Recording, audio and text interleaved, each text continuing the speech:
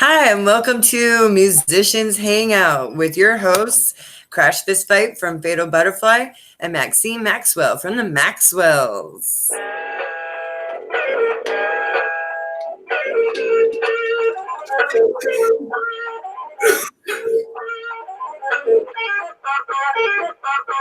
Hey everybody, hope you're having a great night. It's good to be back. Yeah, welcome to this is week 8. Wow, it's week 8. Dang, that's awesome. Woohoo, 2 months. Yeah, woo. So tonight's guest star, our guest host, we have Marianne Little with us. Hey, Marianne. And did you want to let people know what our mission statement is? Definitely. So our mission statement is to be a part of a revolution to create friendships with other artists and build a community network to save music. All right. And tonight we also have, well, every show we have a drinking game. And there's rules to the drinking game. It can be anything you want. It can be Pepsi. It can be soda. It can be tea, coffee, alcoholic drinks. Unless you're underage, we do not condone underage drinking. So kids, stick with the soda or juices. So the key words that you need to listen for are wicked, which is my word, and right on, which is Maxine's word.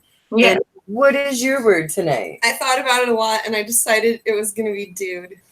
Nice. That's a good one. All right, dudes. Come on, dude.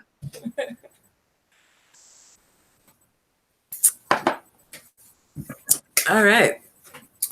So, and that brings us to... So, Marianne, tell us a little bit about yourself. Oh, I'm a Washingtonian. Yay. I'm talking to some of the 2 best friends that I have right now. Oh, That's wicked. Awesome. Y'all are so lucky to get in on this. yay, women rock. It's ladies night, ladies. Woo! And that's been like a couple in a row that we've had. No, last week was Draco. So.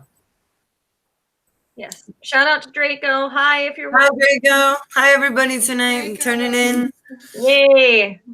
Thanks for tuning in, everybody. And don't forget to subscribe to our channel. We need at least 100 subscribers before we can go live. We are Google Hangouts is disappearing on August 1st. So we will not be able to broadcast our show via Google Hangouts and have the multiple cameras. Yet we are still looking into how we can rectify this. And you guys know how we are on tech stuff. Yeah. Not so good at the tech stuff, guys. But if we get enough subscribers, we can just go live. So yeah, that would be awesome. And we could bring our guests in live a lot easier as well. yes. And we don't have to make all these events. See, being so new, I feel like that day is coming really soon, for you guys. Well, I hope so. After only 8 episodes, we have quite a few subscribers already. We have fans and followers. And wow, we have a lot of support from fans and from other musicians and bands, and it's been wonderful. It's been a pretty good journey so far. It's been amazing. We have done so much more than I ever thought this would ever happen. Like, it's been so much fun, and I really love the support that we get from other bands when we go to talk to them about scheduling to be on the show or whatever. But yeah, we're building friendships, and I love that. Even, with the bands waiting for the dates, we still keep in contact, and that's awesome. And I still, let them know what's going on in our neck of the woods. Awesome. You want to come into our neck of the woods? Right on. Yeah, unless you have music news. I can cover some music news. I don't have a whole lot for this week, but I have some interesting stuff. Of course, Okay. I got some of my sources from my local PDN, the Peninsula Daily News. And what I've got is Mattel, the toy company, is honoring David Bowie with a Ziggy Stardust inspired Barbie doll. I want it. I want it. Right? I knew you were going to say that. I was like, oh my gosh, I cannot wait to tell Crash about, you got to look it up. You got to see this picture. You got to see this doll. You're going to love it. I need that doll. So you can get your limited edition Barbie doll to celebrate the 50th anniversary of Bowie's 1969 release of Space Oddity. Now, they've been released and they are ready for purchase. And they are so bitchin' looking. I mean, Barbie's got the red hair and the jumpsuit and freaking everything. She is totally Ziggy. It's going to happen. I'm getting it. You got to. So today we celebrate one of my favorite musicians, Geezer Butler. His birthday is today and he turns 70. He is the Black Sabbath bass guitarist, in case nobody knew who Geezer was, since I'm kind of a geezer and I know who he is. 70 though, you keep going, dude. Like, yeah. Happy birthday, Geezer. Yeah, Geezer. You really are a geezer now. Yeah. Yeah, is 70 considered old? Is that old? I don't remember. Maybe it's it's getting up there. I mean, yeah. You can definitely still play shows, I feel like, but you're definitely going to need he rocks. at that point. He's rocking it, man. I saw him back in 2013 when they did their tour for their album 13 with Black Sabbath. I saw him out at the Gorge. It was my first time out at the Gorge, and he was awesome. He was one of the Ozzy was fun to watch. Don't get me wrong. Ozzy is definitely, a stage presence, but Geezer rocks the shit out of his face, man. Dude, that's awesome. Yeah. He was fun to watch. So some Metallica news. Metallica is one of my favorite bands. And I found out that in Finland, they had a concert that drew 1% of their entire population. So they had about 500,000 people there. And Metallica donated 55,000 euros made from their show to the Finnish children's charity Hope Rai. So it was a children's charity that they donated most of their proceeds to, and their donation will contribute support for over 200 children for a full year. Excellent. That is great news. Good for them. I know. Thank Good you. for them. I love you even more. Right? Right. So that's what I got for music news so far. And I can go into some questions for Miss Marianne. Yes. So Marianne, you said that you're Washingtonian. Whereabouts are you from in Washington? Are you from Seattle? The Snohomish County area is that's my place. That's cool. So you grew up there, and did you start playing music when you were in school? Oh yeah, definitely. Yeah, I started in 4th grade in band. Awesome. I played clarinet, and I played that through middle school, and just kept, playing other instruments from there. Very cool. So clarinet, and I know you play guitar. When did you learn guitar?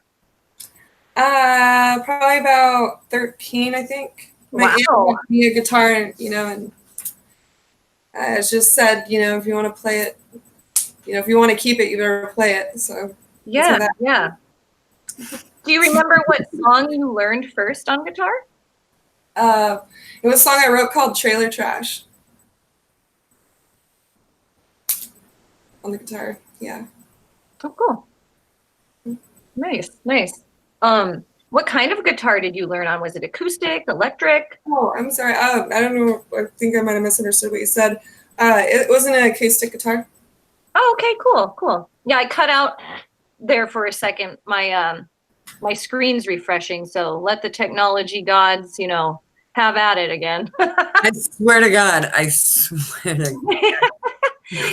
wouldn't be So far, this week, knock on wood, no technical, logical difficulty. Thank God, Marianne is she's one of my best friends, and she just lives down the road from me. So we are able to get it. And, cameras are working today. So that's always a bonus. Awesome. I was gonna say Metallica. Yeah, the song "One" is one of my favorite songs. Oh my gosh, that's awesome! I love Metallica One. In fact, I met Max because I was wearing a Metallica shirt, and he was playing One when I saw him next time. So yeah, That's so cute. That's so crazy, dude. yeah. Because of Metallica, I found my soulmate. So it's pretty sweet. That's awesome. So did you learn how to play One? No, but I do cover "Mama Said" by. Oh, that's cool. I don't know if it's a cover for them either. I mean, it might have been an original of theirs. I just know I covered that one, yeah, too. That's awesome. So have you been ambitious for me? One is a little ambitious for me. I was gonna say quite a few Metallica songs are pretty ambitious, especially One. So I get it. And it's hard for just one guitarist, I guess, to play Metallica. You definitely need a rhythm and a lead. Yeah. Like dedicated people. Well, I'm saying that Just dedicated sections. There's a rhythm section, and there's definitely like, you know, right. whatever guitar people do. I don't know. That's what I was saying. I was like, I'm speaking as a drummer from what I've heard from guitar players about Metallica. So I don't personally know. I tried guitar. It wasn't my jam.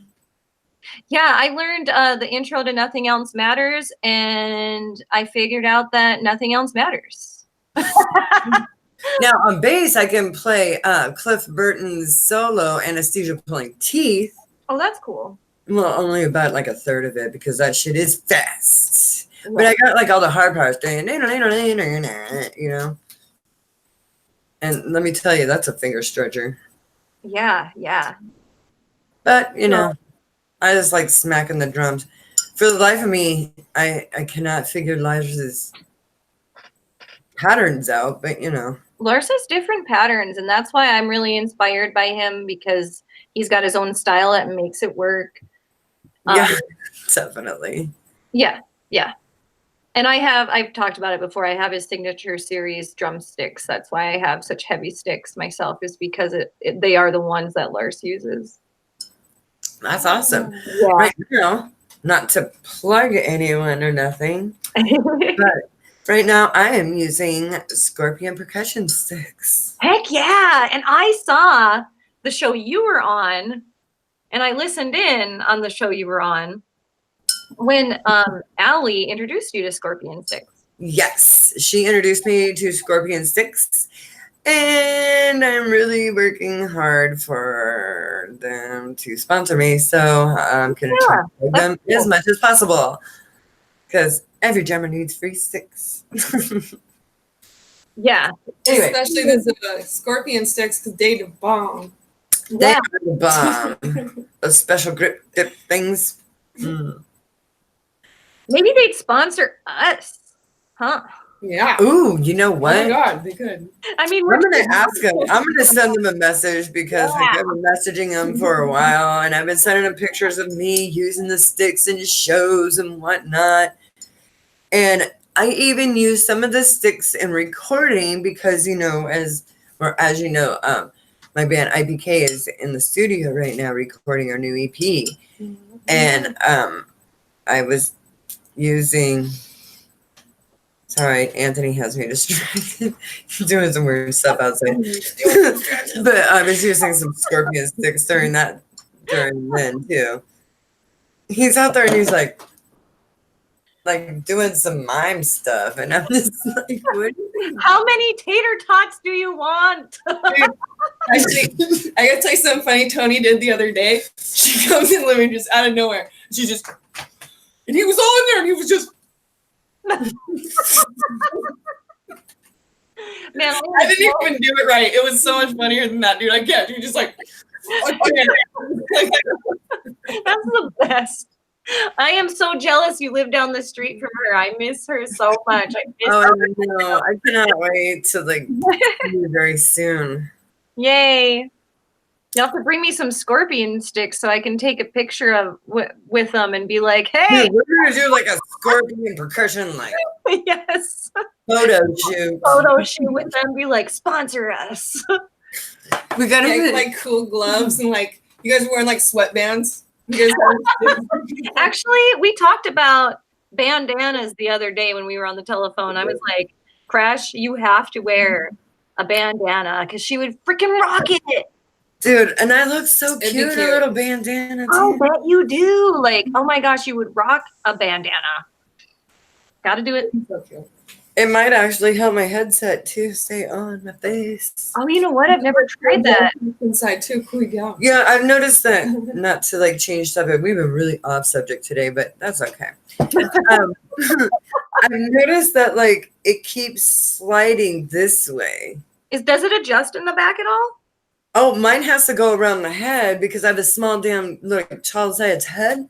I can't do it from the back. Well, and I It just goes way out. It's so weird. I have a Samsung, but I use a different headset around my head. It was my first head one because the one that I got with the Samsung didn't fit my head right. So I took it apart and I put it on my old one so that it fit. And then I wrapped, like, you know what a pipe cleaner is? Those fuzzy Yeah.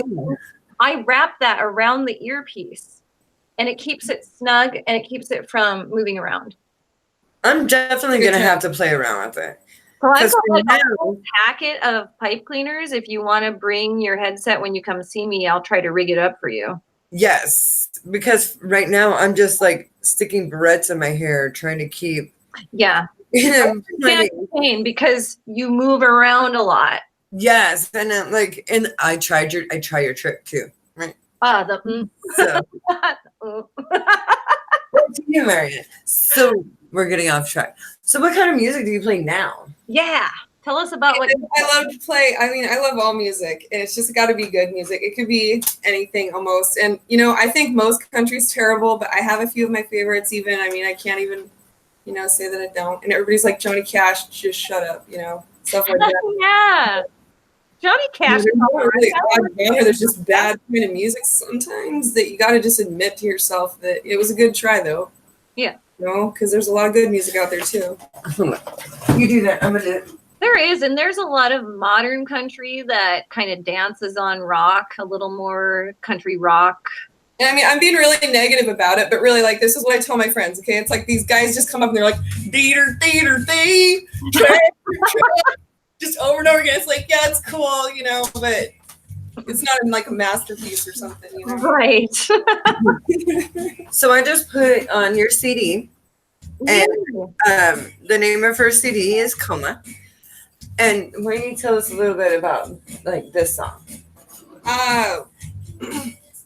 So I'm starting to get like all butterfly and stuff. No, I don't really want to talk about it too much, but I wrote this song about a coma that I went into. Oh, and I'm really lucky that I'm alive and stuff. So, yeah. Well, I'm definitely glad. What was your state of mind? I know you and I had talked about this, but I think this might actually have some other people too. I think there's some people that, well, I mean, when you say my state of mind, it was just, I mean, it wasn't a very good one. Oh. Well, back then. I mean, not now. But yeah. It was just, I think a lot of kids, when they feel lost, they party too hard and just throw themselves out to the wolves and just hang out with their friends. And, we're pretty good. And I mean, it's pretty smart people, but, you just got to be careful out there. I think a lot of people just, get in trouble. Oh, yeah. Everybody makes decisions in their life they regret. And, we all risk something. We all take risks. We all, I talk to my students about that quite a bit because I know that they're going to try different things and they're going to experiment with things. And I don't want to be naive to that. I just tell them, be safe. Be safe and know that the people that you are with are going to be safe. And don't drive, and make sure that if there's an emergency, you have someone that you trust that can come help you.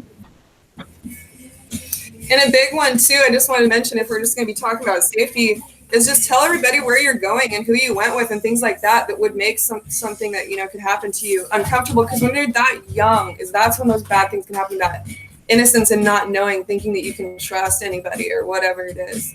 Just make sure you're out and going around. They say stay in public areas, lighted areas. Anyway. Yeah, so it sounds like actually a little bit of a dark time, but you came out of it. Yeah. Oh, definitely. Yeah. Yeah. I mean, you just got to keep trying. I mean, I remember being like homeless and just going from literally place to place. I mean, I kept myself very clean. You wouldn't know I was homeless. Yeah. Looking for a job, you know, just from place to place to place. I mean, I just did everything, and I talked to everybody I could. I ended up meeting somebody on the side of the road who gave me a job as a landscaper, you know, and he did give me the job. It was awesome. They carry away like tree branches and stuff, which got me out of the other trouble that I'd been getting into because, you know, we're just always trying to make something work, and it can go really dark. I mean, I would say I did go down like the darkest path anybody could maybe possibly go down just ever. And I went down it, you know, like this really bad decisions, getting in, you know, and when I look back on it, I mean, I'm not going to say I regretted everything because I had some great times with some friends, and I know who they are, and I know we'll always remember those times. But at the same time, we each other like, that was fucking crazy, dude. Yeah. Dude. Oh, dude. Oh my God, you guys.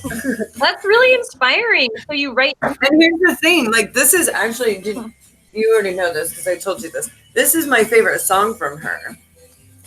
Well, off of this CD, I have a lot of favorites that you do because her and I are kind of jamming together here and there. Yeah. It's been pretty awesome. Well, I've heard about this. You guys want to talk a little bit about that? Because I'm super excited about this. I'm fangirling out about some news I just heard. So yeah, well, we are happy to announce that she is now a member of Fatal Butterfly. Yeah, so we're very excited to have her. She's been doing awesome. She's going to be switching between keys and guitar and helping on backup singing, which has been amazing. And what's really crazy is one of my best friends, Greg, Tony knows him really well. He begged me to come out the night that I did, and I remembered seeing certain people in particular. There was this little tiny ballerina dancer girl, and I said, I want that girl to dance for me. And then I said, zombie band, and I'm not even shitting you. I even said, I was like, you guys are so fucking cool. You're like, they were dressed up like zombies, you know? And I'm like, how fucking crazy this is, you know? And it's crazy because years later, we've had some good times together, and, you know, now I'm in the band, and Jessica and I have danced together many times, you know? And you and Greer are doing your stuff, you know. Yeah. Yeah. Tell us about your other stuff, not just this album, but your other stuff. Oh, we're working on some new stuff, and I'm hopeful, you know, to kind of help the band fill in that sound that they're, you know, just hoping for that more full sound. You know how it is with a full band? It's so awesome. I do. I know. I am in a 2-piece, but we have a loop pedal, so it adds all sorts of different layers to it. So I totally get it. And I'm a Fatal Butterfly fan, and I'm excited that they have another element to the band because, you know, there's 2 very powerful women in it. Anthony's amazing, a great bass player, and now there's 3 women. We're gonna be an unstoppable force. We're like the opposite of IPK. Like Anthony's the only guy in Fatal Butterfly, and I'm the only female in IPK. Oh wow, yeah, that's right. Which is funny because it's International Punk Kings, and I'm a girl. Hey, anything goes these days, honey. Yeah, we were trying to come up with names for him. Queen. Yeah, I can't even remember what it was. Or spell what was said. I thought of something, but you'd probably shoot me. Right? I had a joke, but I was like, never mind. That's a I asked them if I had to get a specific piece of equipment. And then I said I didn't know if I could drum with that said certain piece of equipment because I'm really not used to like. I don't even know what's going on, but that sounds funny. It requires a strap. I'll be right back, folks. Maxina. Okay, she's gonna take a little break, so yeah, that's what I was saying is like there were already 2 really powerful women in Fatal Butterfly. Now there's 3, which is pretty awesome. You have 3 women in Fatal Butterfly, and I think that's going to add a lot to everything, to the music, to your presence. Like it's definitely gonna change the feel of everything. And much we've love. had 2 practices with us so far, and it's been amazing. Watching. Huh? I'm sure Giselle's watching, so I'm saying, hey, much love. I think she is going down south with her kids. Oh, okay. Well, I'm telling her hello anyway because I love her. And I'm sure she'll watch this later. Yeah. So yeah. So hi, friend. I guess while Annie takes a little bit of break, we can go into our neck of the woods. Yes, let's do that. All right. So, do you want to go first, or you want me to go first? Why don't you go first? Okay. A lot. I'm hungry. All right. This weekend, we have a very busy weekend locally. Heart by Heart will be at the Superhero Music Festival in Ocean Shores. The festival starts Friday and it goes until Sunday. There are indoor bands at this festival on both Friday and Saturday night.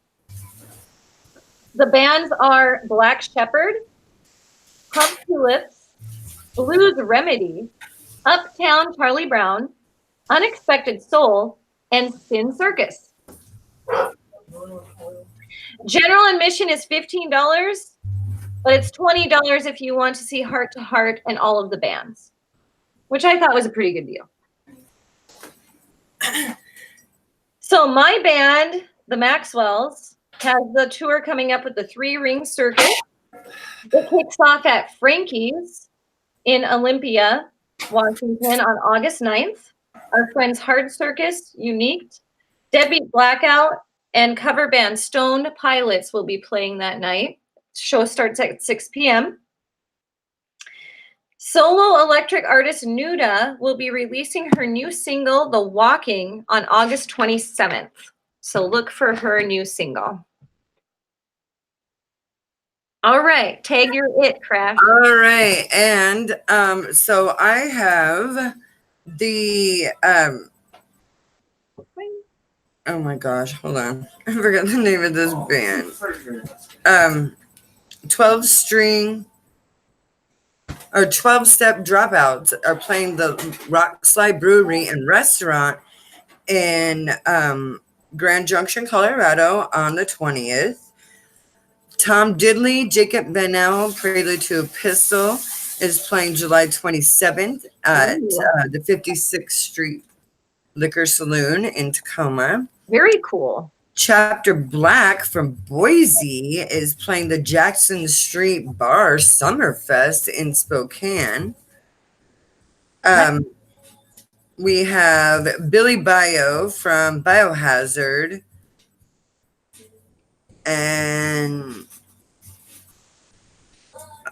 with Cutthroat, Overcast, and Klondike Kate playing the 25th at Club Sur. Ooh, that's going to be a good show. Oh, yeah. Club Sur is awesome, too. It's a fun venue. It is, and I just love chicken. The Hipsters are playing the Quill Cedar Creek Casino Friday night. Antihero is playing the Log Cavern and Eatery July 20th. That show begins at 6. Sweet. And oh my gosh, we have an interview with Vinny and Carmine Apis, the brothers in drums, Carmine Apis and Vinny Apis, and Tony Delisio tonight at 9 p.m. And that is the Metal Marquee with host Mark Massacre and a Devil Child 13 only on renegaderadio.com. We have Cashews Festival 2019. Annabelle Lee, Morgan Nation, Haymaker, Crimson Sybil, and some band that has sticks for their name Cool. is playing. It doesn't even say where they're playing. Is it a stick? Oh, it's in Garfield, North Carolina. Oh, So- wow. So we got that, and we have Deadbeat Blackout. They Yeah, play blackout. Woo. on the 26th. That is with Jack and the Dull Boy and Dogger. It's a free show at Uncle Sam's, and that's in Spanaway. Nice. And last but not least, like I said earlier in the show, my band IPK is in the studio right now, and we are recording our EP called The Five-Headed Dragon. So you might want to stay tuned for that. Oh, yeah, So definitely. exciting. And Marianne is back. Dun, dun, dun. So, Hello. Welcome back. You Hold know, on, kids. I'm going to show you why you don't want to do drugs right now. I'm going to have to call you back and want to interview it. Just kidding. That's why you don't do drugs. that's a brain on drugs, kids. Just kidding. I was just fooling around. you know, I was thinking about Club Sir when Crash was highlighting that Klondike Kate was going to be playing there. Oh, I guess I should probably put my show out there too, I guess. Well, you should. And wasn't there a two-headed crow show too? Oh, yeah. Oh, my God. Okay, some more of All over the place. So, Two-Headed Crow is playing the Mirkwood on July 27th. And oh my God. Mirkwood. And that is in, hold on, let me think of it. Arlington. Oh, okay. Okay. And then this Sunday, I am playing the Sounds Like Summer at the Central Saloon. Right. And that is with Tinfoil Top Hat, Another Sentiment, Fatal Butterfly, my band, George Gonzo's Attic, Fever Point, and Radical Honesty. Nice. Tickets are $10 or $12 at the door.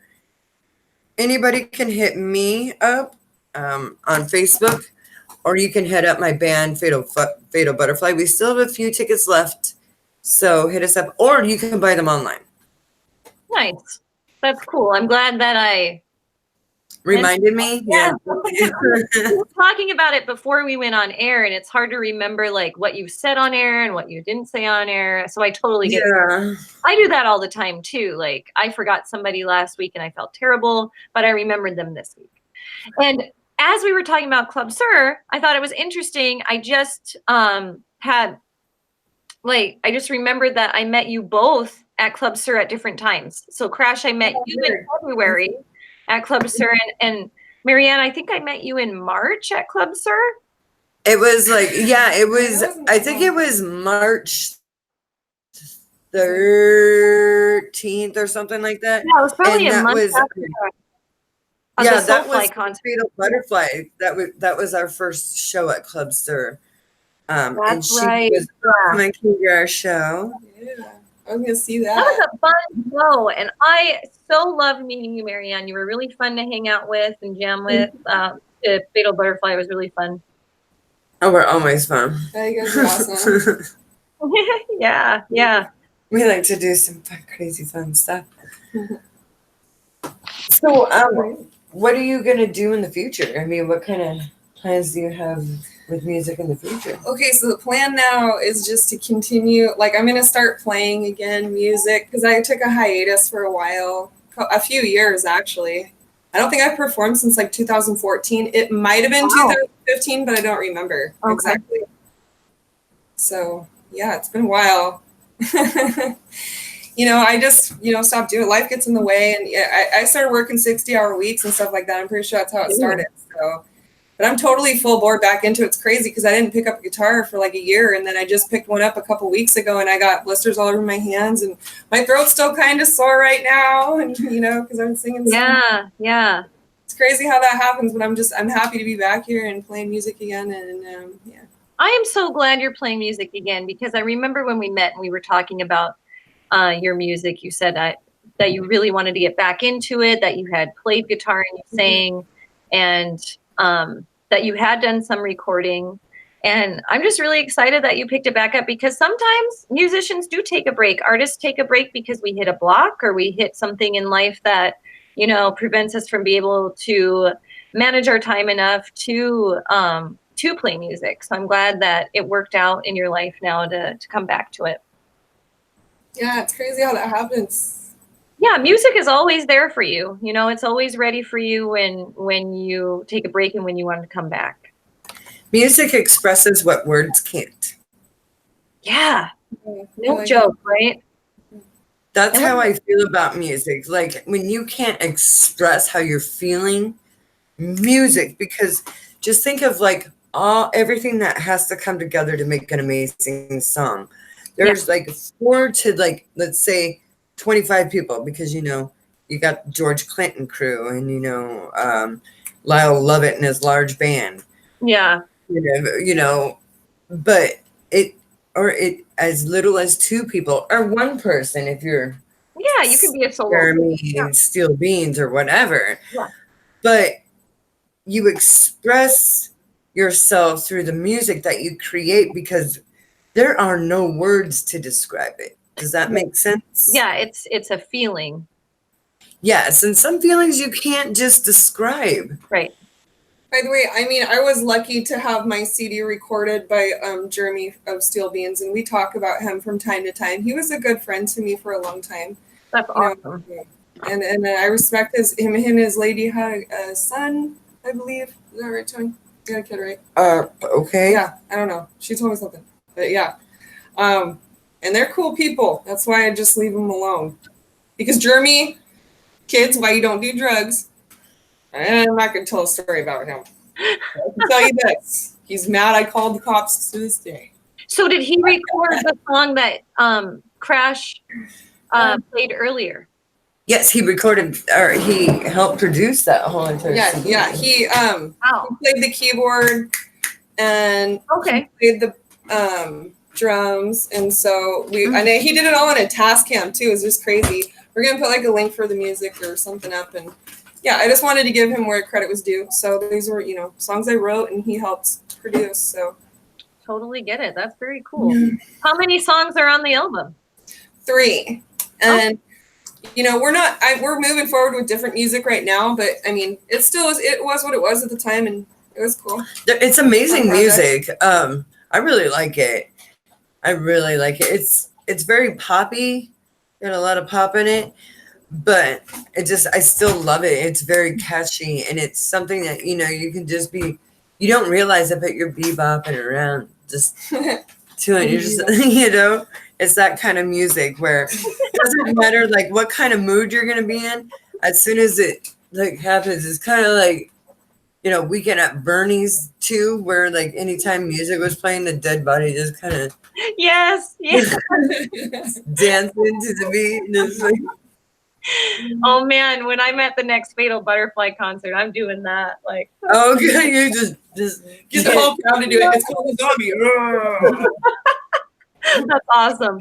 So is that your genre, Marianne? Is it pop, or is it like pop punk, or what do you consider your genre? There is a lot of poppiness. There's some hippiness, and then I have a little bit of heavier songs that kind of sound more like, you know, I don't want to say Alice in Chains, and it's not exactly like. Oh, I have something I want to ask you before I forget. Hold on. sure. oh Totally shit. other way. So that song, I want you to humor me because I love that song. Celtic Demon. Oh, Celtic Demon, yeah. You know, sing it with us. It's my fault. Just come on,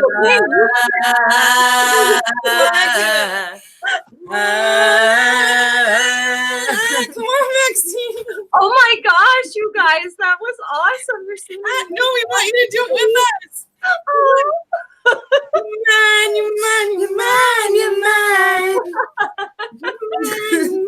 man. Okay, I'll get you sometime.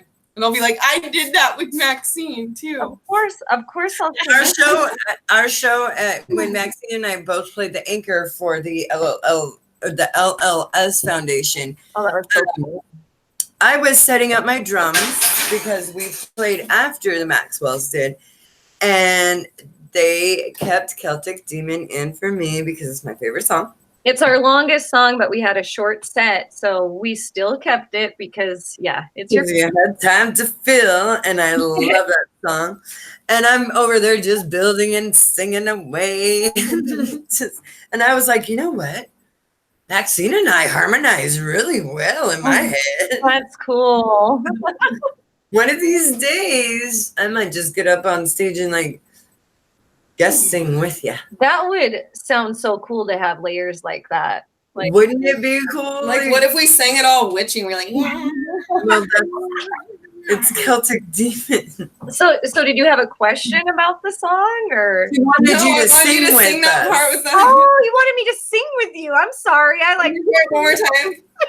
I was like totally taking it back. I'm like, there's. Oh, wait, you gotta count it in. Okay, count it in. You got 1, 2, 3, 4.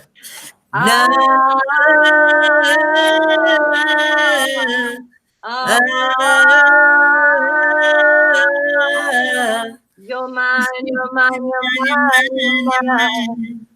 Demon inside. Yes, we did it. Catchy, I know. I wrote it. I know. I love that. It's weird. That's the first time we've all sing it together. That's kind of cool, though. Well, and I wrote On that the air. in an evening. Like the lyrics, like Max already had a riff. He was messing around with that riff for a while, and then we met. Her name's Devin Hull. She goes by Devin Taylor online. She's a Hollywood makeup artist. And when she was building her portfolio to go to school in Hollywood, in LA, she found us through friends. She's from Port Angeles. We're from Sequim. Nice. So we met for coffee, and she was telling me that she wanted to do a music video with a band. And she wanted to have the song about a Celtic demon named Salua. So Salua is a series of demons. They're mostly female demons that possess bodies. So we went home that evening, and I said, you know, that riff you got, go ahead and play it. So he played it in the band room, and I was sitting in the living room on the couch, and I wrote Celtic Demon. Wow. That is my favorite song. And then we recorded it that night. That's so clear. But you know, there's so many of your songs that are like my favorites, and they're so catchy. Like Took Too Soon is definitely one of my favorites also. Took Too Soon is a good one. Max wrote that one. Max wrote that whole song. Well, it's an amazing song. And I love that, number one, it's a true story that happened in Sequim / Port Angeles. Yeah. Very close to Sequim. And why don't you tell us what's going on with that song? All right. So for those of you new to the show, and for those of you that have been following the show, I was asked by Marble Mountain Film in Vancouver, Washington, if they could use Took Too Soon in their movie Lady of the Lake, which is based on the story about Hallie Ingleworth, who was murdered and dumped in Lake Crescent. And her body went through a process called saponification. And that's where your body is preserved for a long period of time because it's cold and it makes your skin soap-like. So she was murdered in 1937. Her body surfaced in 1940, and 2 fishermen found it. And because they were able to identify who she was, they were able to avenge her murder and take down her murderer, who was her husband at the time. So he beat her to death and dumped her in the lake and moved to California, but he did have to serve a life sentence after they found out that he was actually her murderer.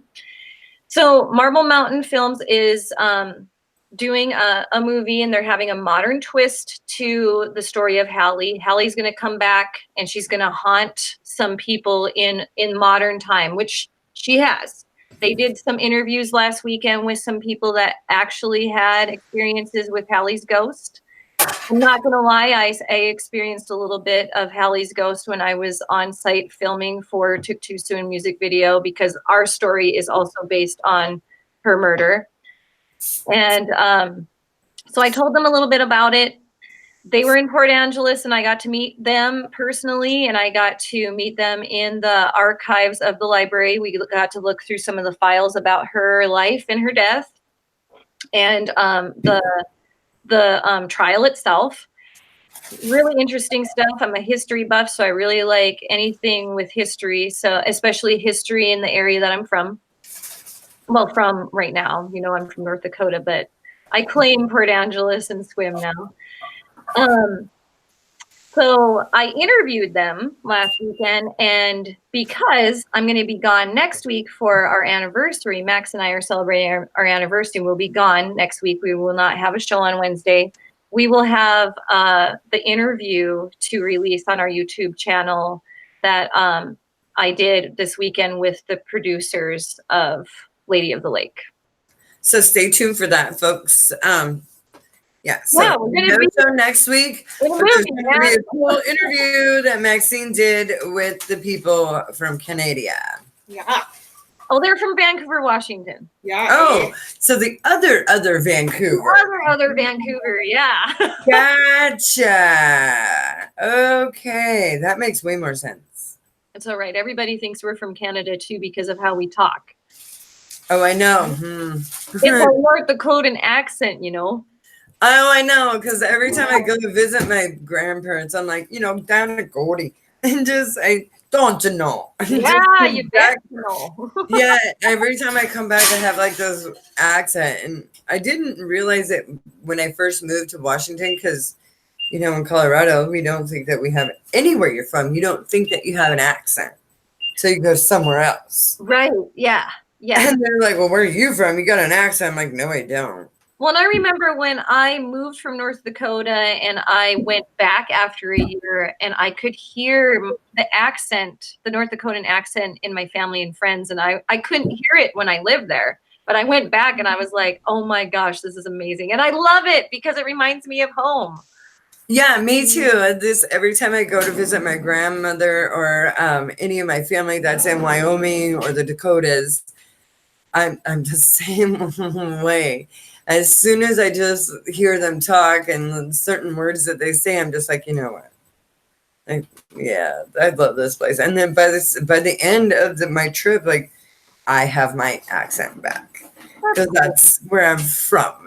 So it's hidden deep down in my brain. Yeah, but it'll surface, especially if you're around it, you know? Yeah, yeah. See, you just did it. I did. No. Yeah. No. So, Marianne, I was going to ask you earlier before we got off track. Again. Which is awesome. It's ladies' night. We can do that. What inspired you to go into music? Like you said that you started playing music when you were in 4th grade. What was your inspiration? What bands, what musicians did you like? What brought you to music? All right, I'm going to totally lay it all out on the table. I had so much angst inside, I just had to. And I think that's how a lot of us feel. We start playing, it's fun, and it's addicting. You just want to do it again and again and again, and you're feeling those emotions. And it's like Tony was talking about, that is absolutely so true. Yeah, it is. Sweet. Yeah. So you did it for the emotional outlet. Yeah, that too. Yeah. Having fun with it. Well, I just remembered you said you learned the guitar at 13, and at 13 you're going through so much, Yeah. There's so many things that are going on with, your development and the world around you, and you trying to take that first step into finding yourself as a teenager. Mm-hmm. And that is a wonderful time to pick up an instrument and stick with it. Some preteens and teens, they'll pick up an instrument and then they find out that it's actually, hard to do. You don't pick up and you can't just do it. And it draws them away from it. But to keep persevering with it says a lot. When you keep up with it and you want it bad enough, you do learn it and you do own it. Yeah. Yeah. So Oh, sorry, go ahead. Oh, go ahead. I was gonna say, that's like the hardest age. And when I look back on how I was and what I went through as a teenager, I mean, I just feel so sorry for them. I know. You know what I mean? Yes. Oh my God, it's so crazy. It is. It's a really tough time for everybody. No matter what you're going through, it's a tough time in life. And I work with high school students and I tell them that. I'm totally honest. I'm totally transparent about how I freaking hated high school and you couldn't pay me to go back. And they're like, but you teach high school. And I'm like, that's because I want to make your high school experience better. I know it sucks. It's gonna suck.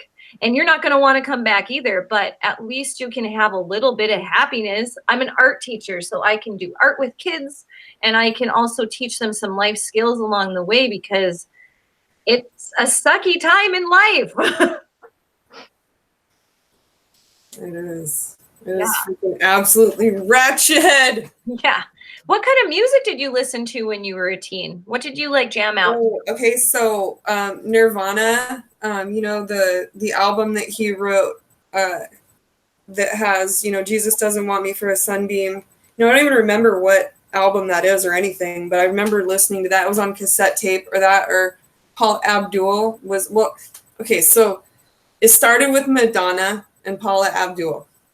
They were like my drinkers in. And then Nirvana and Pearl Jam back then. I know everybody knows that shows, you know, I love that shit in the 90s. You know, Pearl Jam. You know, I think like most of us, you know. Yeah, I'm a total 90s grunge rocker. Not going to lie. I'm into the 90s metal and grunge era a lot. Like Alice in Chains and Soundgarden and yes. Yeah. And Nirvana, Max just yelled from the back that song is on the Unplugged album. Oh, okay. That was probably, and that probably described my teenage things, I'm imagining this guy sleeping in some kind of swamp, you know, with his freaking, they're just, you know, I don't know, dude. I don't know what I was thinking. I just love that album, though. Well, it's so awesome because as a listener, as a fan, you perceive it differently and you get your own imagery from that. And that's what I love about when I write music and what people get from it, what they interpret it to be. Sometimes good and bad, like whatever it is, it's definitely going to speak to you differently than that person that wrote it. And that's okay. It's like art. Art is going to be perceived in different ways by different viewers. Hello, Crash. Welcome back. Hello. I guess see what's going on outside. Do you got some tater tots yet? Oh my! I think they're in the oven. Timer's going off. I'm excited for you. I'm a potato girl, so anytime there's potatoes, I'm pretty excited. Ever since, like, I've always loved tater tots, but it wasn't until Napoleon Dynamite. I was going to say Napoleon Dynamite, the tots. And these guys all pocket tots. Yes. Not going to lie. Like, the first time I watched Napoleon Dynamite, I was like, what did I just watch? And then the second time I was like, yes, this is amazing. So a couple fun facts about the movie Napoleon Dynamite. Ooh, fun facts. Number one, the guy who played Napoleon Dynamite, I can't remember his first name right now, John Heder. Oh, good job. He has a twin brother, but that's not the big thing. He only did that movie for $1,000. When it hit the box office and it made incredible amounts of money, he renegotiated his contract. Did it work? It did. Yes. Number two fun fact, you know, when he's like busting up those moves. Yes. That's really him dancing. He has always loved to dance. That's great. And so they just did a lot of segments of him just dancing and edited all in there. So that is all his moves. And Jamiroquai is I love Jamiroquai. I forgot they existed. Oh my God, I'm going to listen to that on the way home now. Yeah. They're huge. And the reason why I know it's Jamiroquai is because this is going to be such a stupid thing. I like to watch this weird show from the BBC called I love BBC. oh my god, I can't remember. It's Top Gear. Oh, I've seen Top Gear. Top Gear is like my favorite BBC Oh, show. that's cool. And they had the guy from Jamiroquai on there, and like he, drove a car against the Stig. Like, whose time is better, the Stigs or some random guy that we just brought on the show? Huh. It's like driving this super expensive $200,000 freaking car, So, like, here, take a Bugatti Veyron out and see how fast you can go on this crazy freaking speedway that nobody can ever win at. But Whoa, that sounds cool. Dude, I would totally rock that shit. I'd be like, I drive like a dude. My dad was a cop. He taught me how to drive. When he was teaching me how to drive, he'd be like, I'm going to teach you how to take corners at a high speed. I'm like, why would I ever need to know that? You Like, never know when you're going to need to hug that corner. That's why. that's what he was like. You never know when you have to outrun somebody. I'm like, okay, am I going to be a race car driver? Probably not, Dad. But you know what? My dad did drag race, and he bought me an 81 Camaro I still have. So I totally had that. And being a drummer, I have like cat-like reflexes. And there have been times where a car would stop, and I'm like, I am one that drive pretty close to your bumper. I'm sorry. But like my friend, like one lady stopped. It was on this blind corner. She went to take a left, and there was traffic coming the opposite direction. I like hit my brakes for a second and then swerved around her. And my best friend / mechanic was like, "Oh my god, I'm glad you're a good driver." Very defensive. Good job. Good job.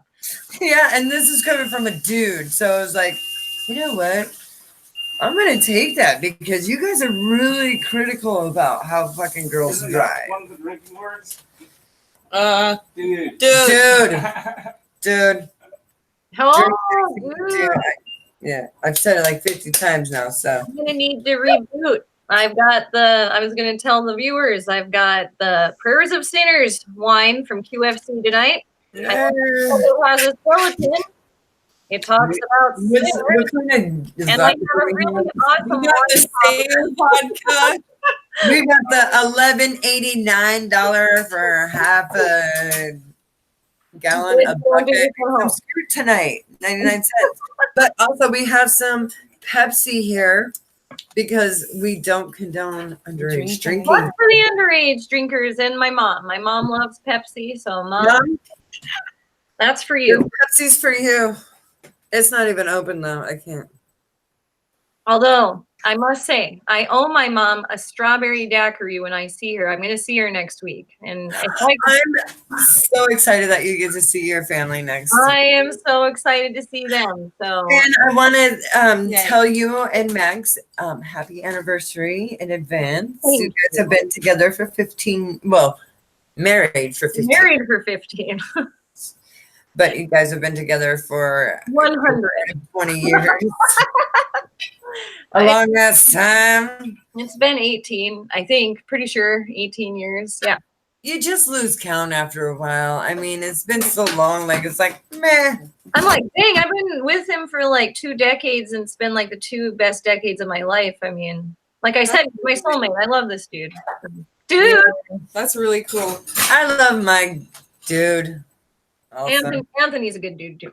Dude, we keep saying this word. We're just going to be drunk by the end of the night. Holy crap. He's making tater tots. He's a good guy. He's a good dude. He is the best. They're both good dudes. They're all good dudes. Ah, dang it. Top drawer. Oh, man. Top drawer.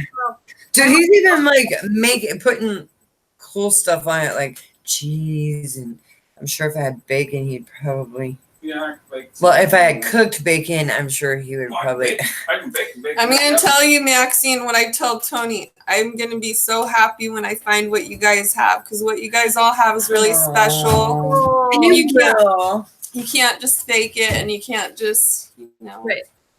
Well, and I tell everybody someone is out there for you. Like, Not everybody is this lucky, because I don't know if you know this, but marriage is becoming more of a rarity and commitment also. Oh yeah, I work with, like I said, I work with high schoolers, and more of their parents are not together than together. So I realize, Fun fact, I'm a divorcee.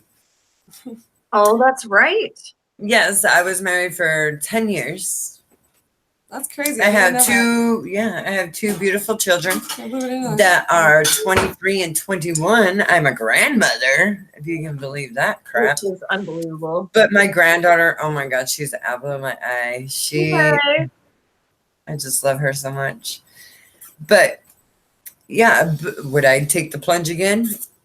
For the right person, absolutely. Learn nothing. I hope that for everybody, because I have what I have, I hope that everybody finds that, because it is pretty wonderful. No matter who it is, no matter who you love is love.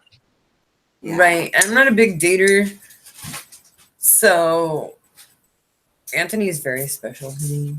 He's literally standing right here. So he's like feeling he's kind of feeling weird about it right now. I think he said dude too many. Honestly, like I feel weird about it too, because like I don't really like to get all gushy. Enough cookie then. We're moving on. You guys stole my freaking Put heart. the gavel out. Oh, it's going to be a little drumstick instead. Now, I was going to ask, Marianne, what do you like to listen to music on? I'm a vinyl girl, so what do you like to do? Are you CDs? Are you I'm usually on YouTube. Okay, cool. You're a YouTuber? Yeah. That's great for us. Yeah, You can probably subscribe to our channel. Wink, wink. Oh yeah, I'm a subscriber already, girls. Yay! I've been watching every week. Oh, really? Yeah. I've commented. You guys know you guys have hate comments too. Like I'm going to comment like, "Good night, guys," and they're like, "You guys are stupid. You guys are fucking ugly." I'm like, "That's cool, dude. They're starting to get like people." We don't get those comments. Like all the comments we get have always been like really good. No, that's hater stuff. You know what I'm talking about. You guys know what I'm talking about. The trolls, yeah. Yeah, it was a total troll chick. Yeah. Never read the comments. Well, I think it's cool because it's like a comments. sign that something's happening. You know what I'm talking about? Like there wouldn't even be anybody commenting shit like that, because that like it had to be like from like a rage or like a jealousy. You know, like I'm on a music show, but I'm not. So I'm gonna say that you guys. And here's the thing: like we don't discriminate who we have. Last week, Draco, he is a Christian rock guy, and we've had all sorts of different genres on here. Right, we're open to everybody, every genre, and That's amazing. We don't discriminate here. Nope. You're all musicians. We all do this for the greater love of playing music. We are only here to help you guys out, to help promote your shows, to help people hear your music, to, tell them what tours, where they can catch you. Like, we are doing this for you, not for us. I'm really interested to know who the local musicians are and things like that. You know, Girl, just stay with me. I want to know where the shows and stuff, because I like to go see people, and you guys should get out and do more of that. Whoever you are, or if anybody's watching, just go do that. It's awesome. You might find some bands you like. Maybe you hear a couple that you don't. Whatever. It's still probably gonna be a good night. And here's what I always tell everybody. At one point, whoever your favorite band is, no matter what band they are, Metallica, Stryper, Megadeth, Devil Driver, at one point, they were a local band. Exactly. They needed your support. Yeah. And you supported them. So why can't we do the same for the little people? Right, and that's why here's a good example. So window pane, which is huge in our industry right now, huge. They play Pain in the Grass. They're always on KISW. Yeah. And let me tell you, those are some humble ass guys right there. They have come to shows. I've seen them at the little guys shows. That's cool. And they're our friends, because you know why? and they have a book out, and which everybody should read. And I'll make a note. And I believe the name of the book is Not Everybody Gets a Record Contract. Okay. And it's their story about our industry, how it is. There isn't, or maybe there's no such thing as a record contract. Yeah, It's the industry is something along those lines. Yeah. But they put in hard work. These guys have full-time jobs. These guys have families, and yet they still put in like 40 hours a week in their music. Wow. On top of family time, on that's top of full-time jobs. That is a lot of time. That's the dedication. But if you want to be where they're at, getting these big shows, getting this national, international recognition, that's what you got to do. You do. Like our friends from Sin Circus, who is international right now, and they just dropped their new oh, you know what, you guys, I have to put this out there. I'm so sorry. I'm so sorry. Their new music video freaking rocks. They have a new, yes, and I was just gonna say that I have to go to my page, one of my band pages, because you know how we like to put everybody out there. Right. And is it called I Am God? I'm a God. I'm a God. That's right. And that is Sin Circus's new video, and you can catch it on YouTube. Very cool. So, and it is amazing. It is. I love the way that they had it filmed. And we are working, my band IBK is actually working with Steve Unger right now. That's so cool. So, yeah, they got that anime sound kind of thing going on. It's really cool. I've known those guys for a long time, Sin Circus. And those guys are just like window pane. It's just, it's a heavier genre. Yeah, I like the heavy. Yeah. It's metal. And you know that our metal scene isn't going to be like the KISW or the KNDD 107.7, the N genre, where they play more alternative or poppy stuff. Right. So you're going to have to find that stuff on YouTube. So definitely you want to check those guys out. Mm-hmm. But they are just as humble and willing to talk to the little guys, because, you know, in their eyes, they're just a hometown. Well, they know where we all come from. They get it because they came from the same type of place. Absolutely. And we've all been friends for a long time. It's funny, like even the people in the industry today are the same people that have been in the industry for like 20 years. Yeah. Bands change, bands evolve, bands break up, but then they, you know, come together as another thing. Like, right. You had your solo thing. That's how I met you. I was just going to ask how you guys met. I was going to ask how... this is your interview. You tell her. Yeah.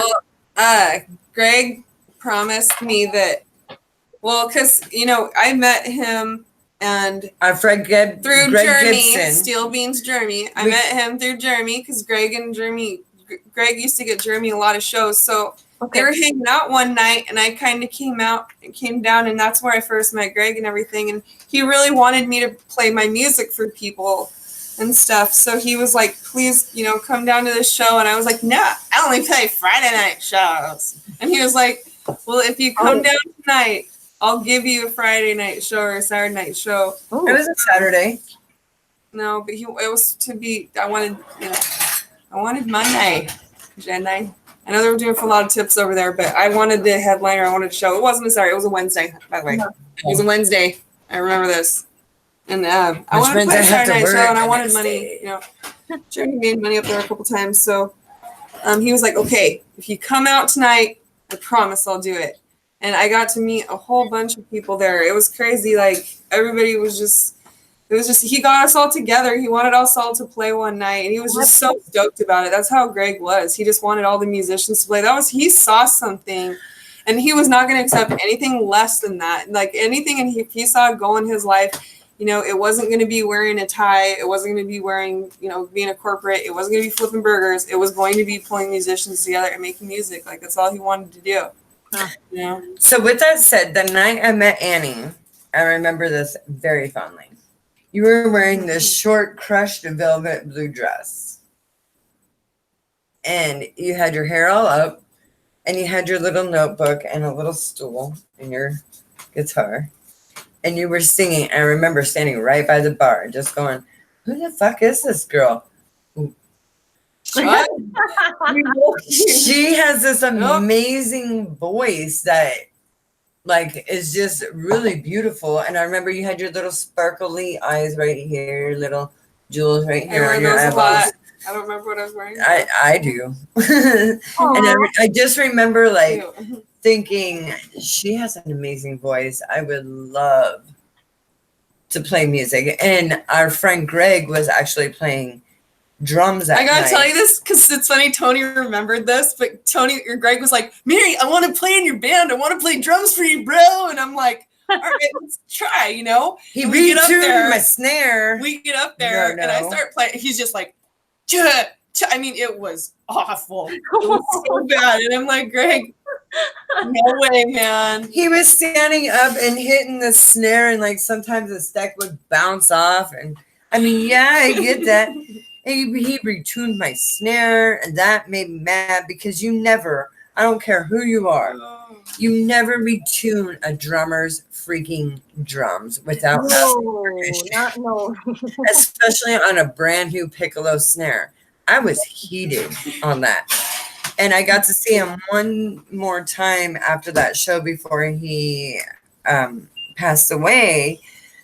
But and I remember telling him, I yelled at him. I was like, "You too, BJ." He's like, "I thought I was doing you a favor, blah, blah, blah." And I was like, "You know what?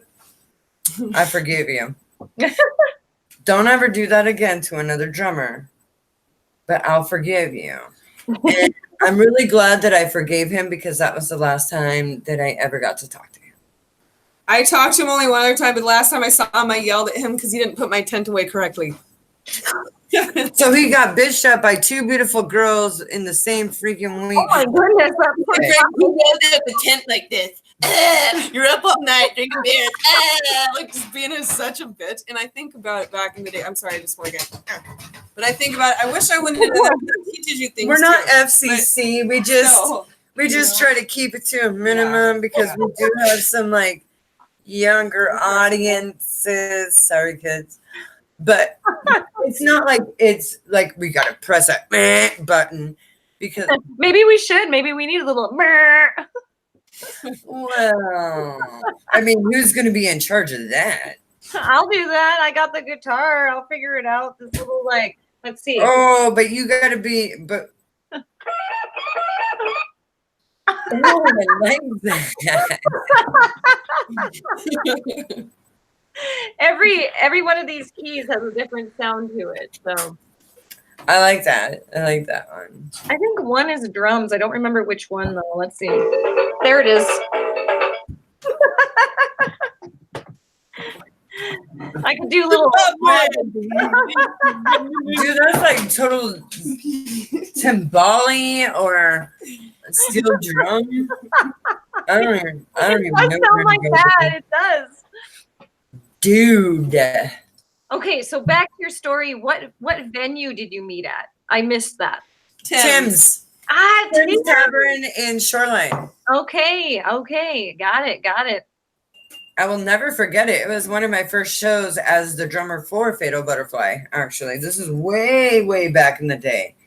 Way back in the day. What was that, 2014 then? Yeah, it was Probably-ish. back. It was back Sounds when I about only right. had one kick drum Oh.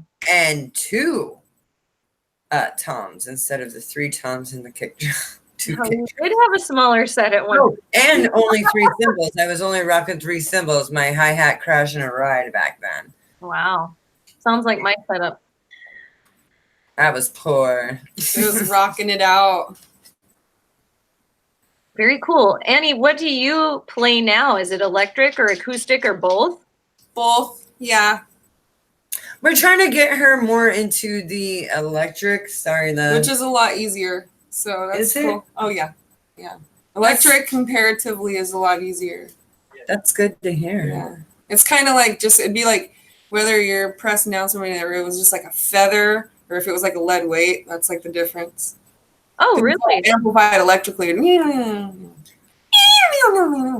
Plus, I feel like the action is different on an acoustic. Like it's raised higher than on an electric. Yeah. That's just my thoughts. As a bass player, I have played both acoustic and electric basses, and honestly, I freaking hate acoustic basses. Oh, really? I don't like their tone. I don't like the action. I don't like the strings. There's no aspect of the acoustic bass that is just even fun in my eyes. Each to their own. Oh yeah, Marianne, you were telling me earlier you played a little bit of keyboard. So do you know, like, you learned piano at some point in your life, obviously, or? Yes, my grandma used to let me play on her piano, and the first song I learned was Chopsticks. So actually, I forgot about that. I was only like 2. Oh, that's cool. Or 3. The very first times I can remember even touching that thing, I remember my grandma would always let me do it. She always let us do special things like that. That, you know, sometimes you have people like that in your life. Like she let us pull out every pot and pan in the house if we wanted to. You know, like it's not. Awesome. Sometimes people need that, you know, or whatever. Yeah, so it sounds like your grandma influenced some of your music background. Yeah, for sure. Cool. Did she play anything other than piano? Did she? She actually didn't play the piano. She just had it in her house because she enjoyed the entertainment. So wow, that's cool. Very cool. My grandmother had an organ in our bedroom when we were kids. And I don't know if the schools that you guys went to, if they taught like organ classes where you had to learn certain songs playing organs or not. My school. They did that in Colorado. And so you have like this little punch card, and every song that you learn, you get like a sticker. Are you talking about a recorder or an organ? An organ. Oh shit. Okay. No, the recorder was a totally different. That's like where you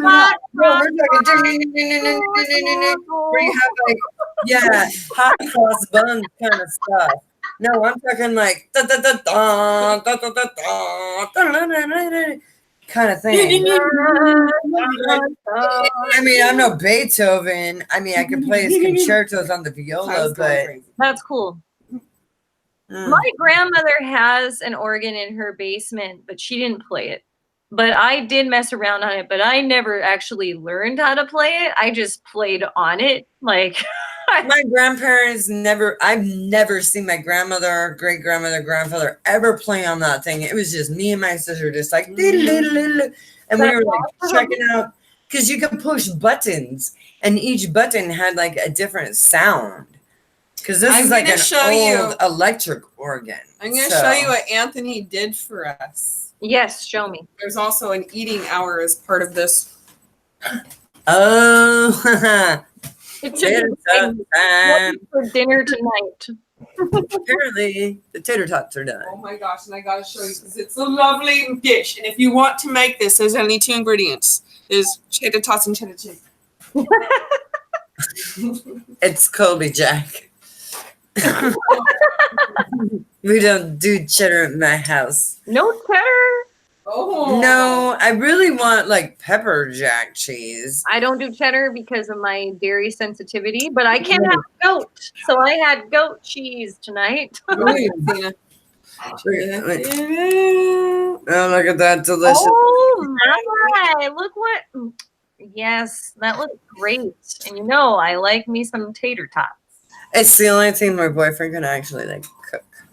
Well, I stick. appreciate this because I can only cook like stir fry and spaghetti. So I get it. Yeah, Max is the cook in your house. I'm the cook at my house. Yeah, my cook. Yeah. Oh my goodness. The reason I don't roast hot dogs over an open flame every day. When it comes to like grilling or anything like that, I'm just like, this is you. This is yeah. I'm not a griller. Like it's funny, I will cook on an open flame like if we're camping, but I need a frying pan. Like a hot dog on a stick. That's what I'm talking about. Yeah, or a pan on a freaking stove, the gas stove. I can do that too. Yeah. Well, I'm the cook in the house, but yeah, he doesn't cook very much. Fish sticks and tater tots. That's the extent of the culinary skill. Except for grilling. He's a great griller. He can grill so good. Nice. He owns the grill. That's great. Well, I'm a little jealous I don't get in on these tater tots. I know. Like, I'm going to have to make you some. That's okay. Matt made me steak and tater tots and corn on the cob this last weekend. So I had my tater tot fix. Yesterday, 2 days in a row, actually, I made some delicious steak with steamed asparagus. Oh, God, yes. And homemade macaroni and cheese. Ooh. Made in the oven. That's the way to do it. I kind of cheated. I used that ragu or prego cheese sauce. Oh, gotcha. Yeah. And then I added some shredded cheese on top of that. Just because it's what we had left over in the refrigerator. But yeah, and like Anthony says, because that's what was left over in the fridge, and we needed to use it before it went bad. Otherwise, or I would have made a roux, shredded some cheese, added this and that. Well, and we're trying to use up all of our stuff before we go camping because we're leaving soon. Although we do have some house sitters. So, like, if we have anything left, I'll just tell them, you guys can help yourself. Please take it. We don't want to take food. So good. I don't have room to pack it. Right. Oh, that looks great, Marianne. Yay. I've been into food lately. She has been into food a lot lately. But that's good. She's skinny. She could use the protein. I need French fry milkshakes. I'm gonna be like super fat. And there's gonna be a basket that I lower to a cat to like get me Chinese food. Your cat's gonna go get you the Chinese food. Oh, dude, the cat. No, I'm just kidding. I'm not the cat. Speaking of cats, I haven't seen my cats. Usually, somebody. Where is Miss Bats? Usually, she's like on this stuff. She's like, "Oh, you guys are on camera tonight." Once in a while, Fernando will even be like, "I'm making a guest appearance," but he always looks like sketched out, like, "Oh my god, what's going on?" I think Miss Bats is hiding out because as we speak, I actually have one of the neighbor kids doing some yard work for me. So I think she hears them outside and is hiding. Yeah, today was garbage day at our house, and the cat has been pretty non-existent today. He's been asleep on the bed all day. Oh, he hasn't done any hunting. He hasn't done nothing. I don't even think he's been major hunting there for a while, man. Holy cow, your cat can hunt. Yeah, he needs to chill out. Like, calm down on the killing, dude. Yeah, like, that's disgusting. Oh, dude, he's been killing stuff every single day. Ever since he learned that he could kill something, he's been on the hunt. I did hear the eagles this morning, though. Oh, well, that's probably why they're in. Yeah, and then I was calling for him, and I'm like, "Oh my God, where's Poodle Pants?" He was asleep on the bed the whole time, and I was like, "Oh, well, at least you're good there, buddy." Oh. I love that stupid cat. I hear you. I love mine too. And today marks like the 6th week that Popeye has been gone. Oh my. Yeah, I didn't realize it until today, and as because I was looking at some of our older webcasts and how we had to take that week off because that was the day that Popeye had passed. Yeah. And it just dawned on me that it's only been 6 weeks. It feels like it's been forever. Yeah. It really feels like it's just been forever. Well, it's one of those things that feels like not that long ago and then forever ago, too. Yeah. I really miss him. Like, it feels like he just left, but it feels like he's been gone for forever, if that makes any sense. Yeah, it does. I totally get it. That's how it feels. It's been rough. Yeah. It's been really rough. Like even still today, like sometimes I'll come in the house and like walk by his spot and just try to. I'm still consciously or unconsciously looking for him, and then I consciously remember. Wait a minute. Yeah. He's not here. Oh, that sucks when that happens. Yeah. Yeah, that hits you pretty hard. Or I'm out looking in the yard looking for him, and it's like, oh. Yeah, that's hard. They'll do that. And I feel bad because the poor cat, he's been so awesome and like trying to, comfort me in my loss and stuff. Yeah. Because I've lost Popeye, I kind of have been not really forgetting to feed the cat, but just He'll be fine. He's eating a mouse Less- right now. The cat will be fine. He kind of. Mouse as we speak. Oh, is he eating it or is he just killing it? Well, Oh, he's no, I'm just- almost done with this for a now. couple hours. He might eat it. Okay, so the cat has another prize. But that's less Okay. You prizes. just baby him. He can feed himself. I know what baby him. Cats are pretty self. Maybe the cat. Yeah.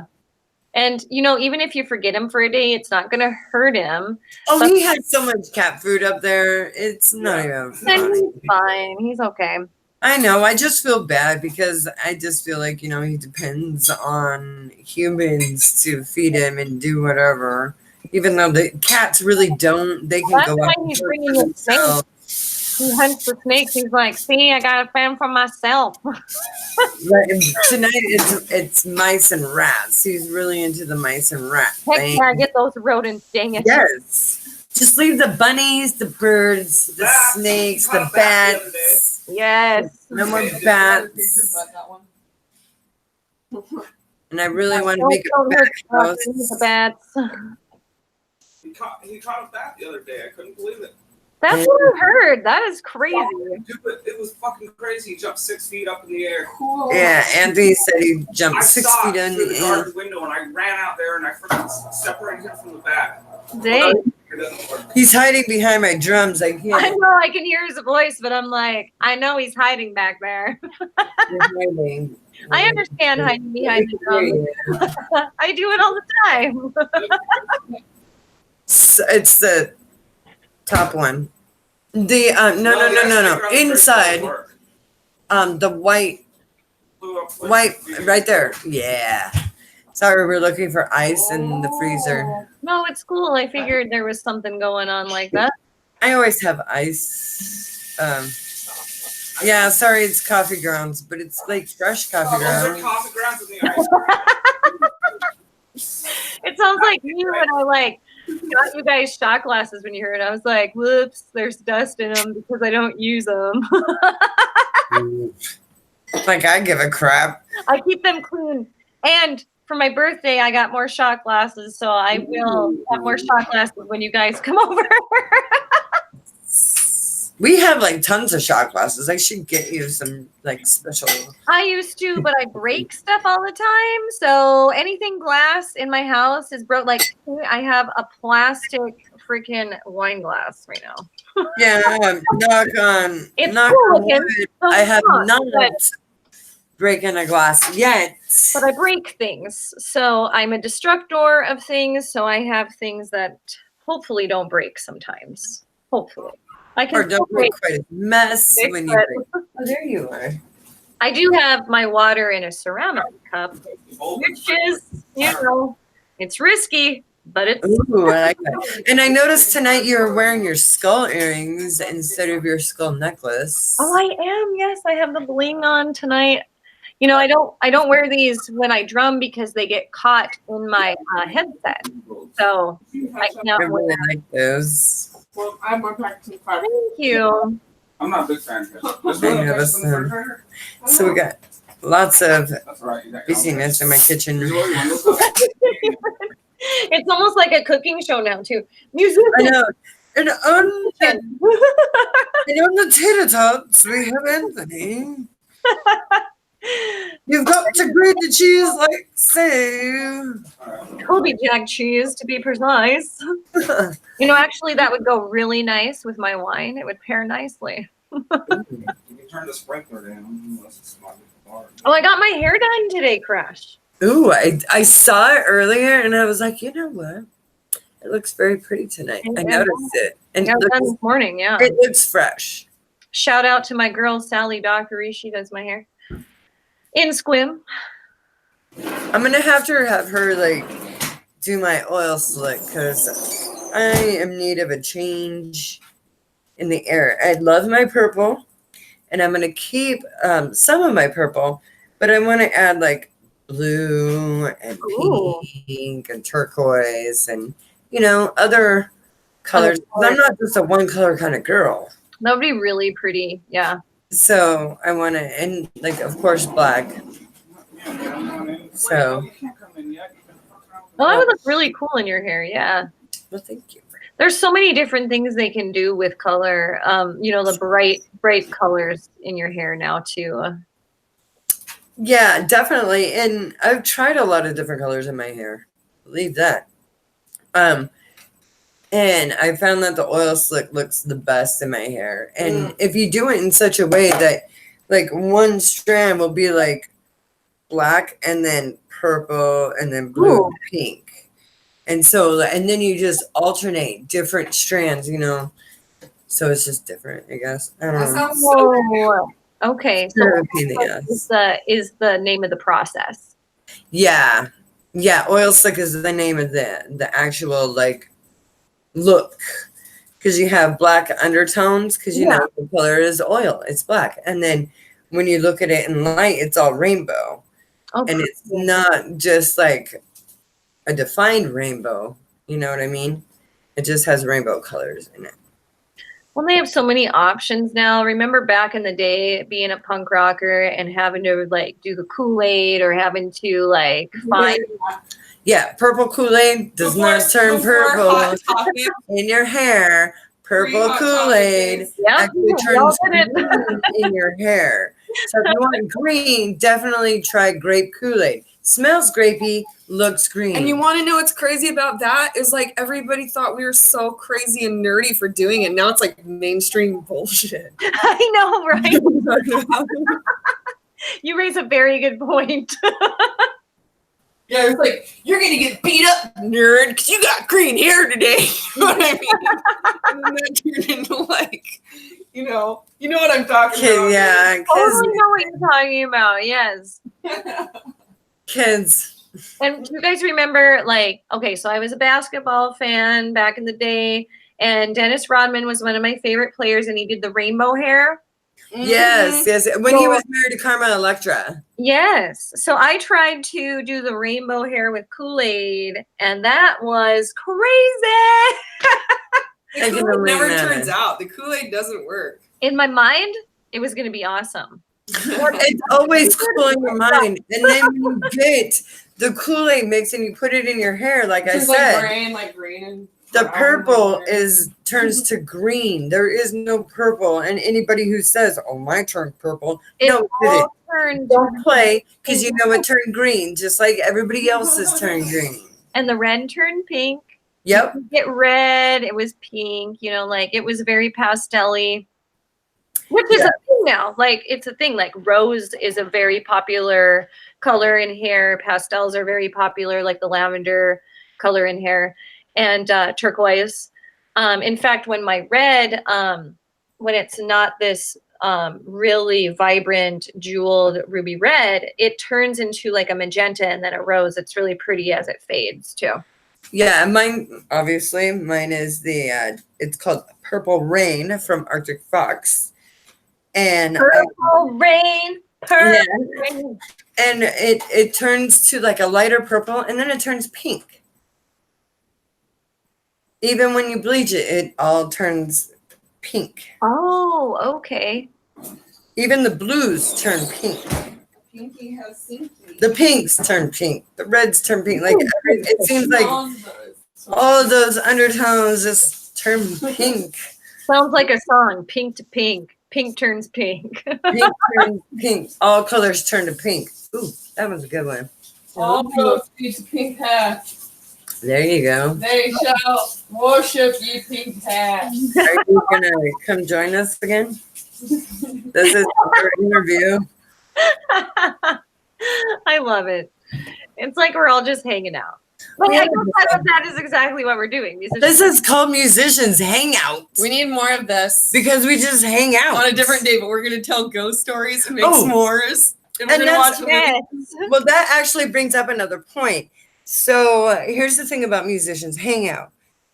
For those of you who don't know, Musicians Hangout isn't just on Wednesdays. We don't really have a set day.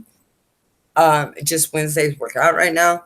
Right. And like I said, we might be having to try to figure out what is going to be next since Google Hangouts is going to be leaving. Right. So we might just have to record one day and then upload the next day.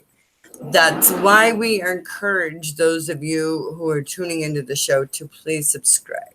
Yes. More subscribers, we can do a live video and we won't need to worry about all this hubbub.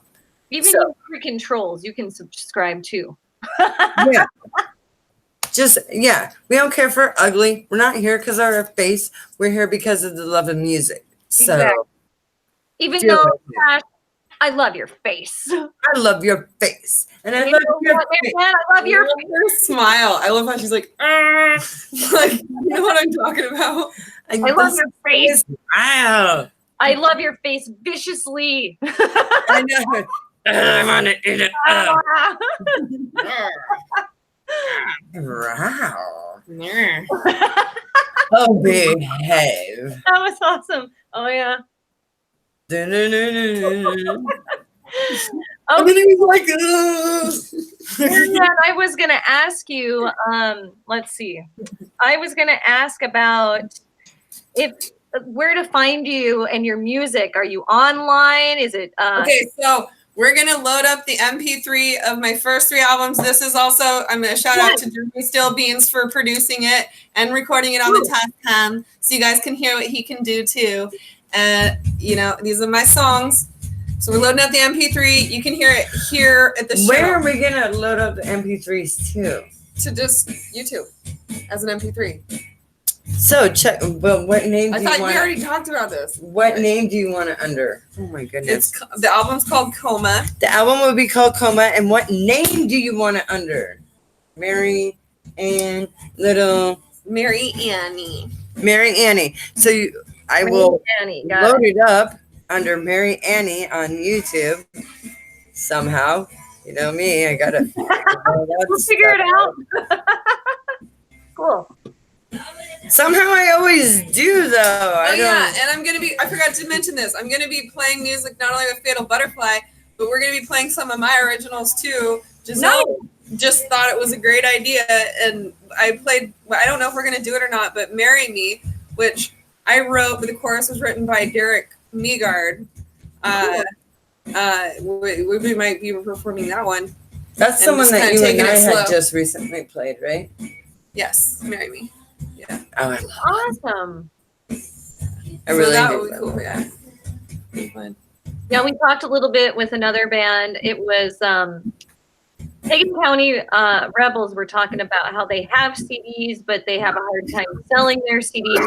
So they give CDs out. I actually sell some of my CDs, and people buy them from me for all sorts of reasons. I think it's to support me, and I also think that it's to have like a souvenir from our show, or some of my friends and family buy our CDs just to support us. So are you planning on putting anything on an album, such as a CD or a vinyl record at any time?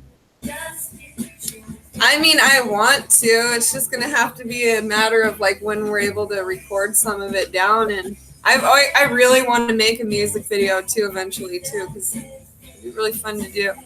Well, and when I met you, I sent you my producer's information. So I hope that, maybe you'll look into him because he's amazing. Okay. I will. I mean, I like what you guys did there, so that's really cool. Well, I mentioned my name. We've worked with him since he launched his media production company, and he worked with us because, as everybody knows, if you're a musician, you know that we don't have a lot of money. So our budget is definitely fixed. We play for drink tickets. Right. I guess, damn it, I joined the band, so I guess I do too. Oh, no. Well, and my mom actually funded my entire Society's Lies music video. It's the one with the zombies that shot with the 360 camera. Oh, the 360 one. Oh, that was so good. I will Yeah, have to she show you paid that for one. that because I was She like, hasn't seen that one yet, so I might have. I've to. seen some of your stuff. I'm not sure if we're thinking of the same No, one. this one is 360. You can turn the camera anywhere there's zombies. Like Oh, every. really? I haven't don't think I shown her did see that that. one yet. well, and it's just catching on to people because like back when we recorded a few years ago, 360 was a totally new concept. And a lot of people couldn't get it to work on their media, so either their computers or their cell phones. But now everybody's cell phone just goes automatically to 360 because it's a thing now. It's a very popular thing. So now you're able to look it up on your smartphone or on your computer and watch it in the 360. I'm stoked to see this. Yay, I'm stoked for you to watch it because I'm trying to get my stuff out there too, you know, like everybody. I'm freaking out, man.